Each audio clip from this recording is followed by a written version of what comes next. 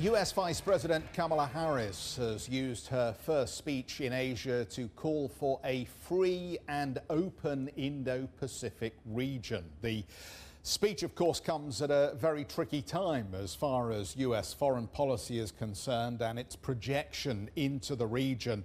And perhaps there's a note of irony in that Kamala Harris will then go on to Vietnam, where arguably the United States experienced one other embarrassing withdrawal. Rosanna has more on Kamala Harris's time in Singapore for us. And Rosanna, how do you think her comments have gone down?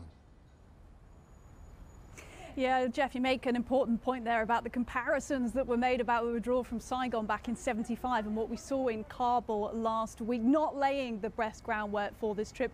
Afghanistan, that sensitive issue, certainly overhang this press conference. I'll come back to that.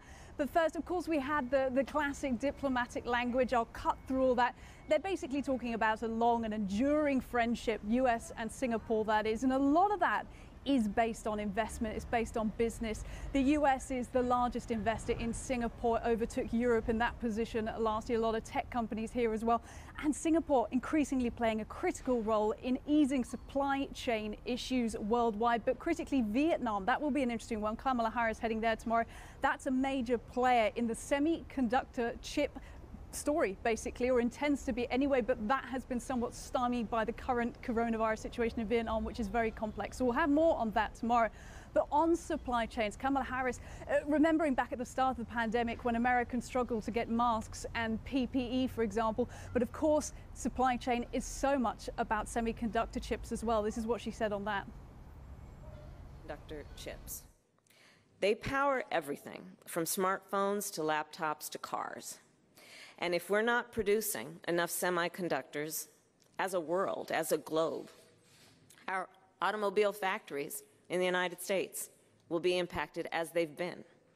And it will impact then families and consumers. You just ask anybody who's thinking about trying to buy a new car or a used car, and it is more difficult than it has been in a long time because, of course, supply chain issues impact production lines and impact goods getting to market. So working together with partners like Singapore on strengthening supply chains is critical in not only getting goods to the folks who need them, but keeping Americans working and on the job.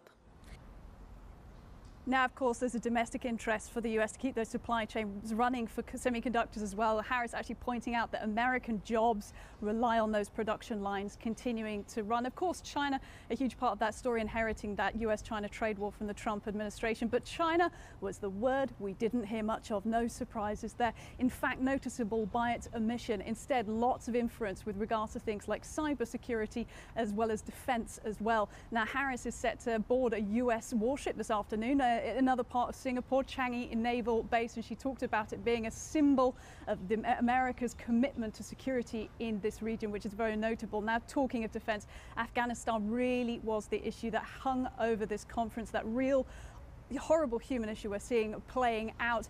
If that hadn't been the case, this conference would have been very different, but plenty of questions on that. And interesting to note that Singapore has donated the use of an Airbus A330 transporter plane to help with the evacuation efforts.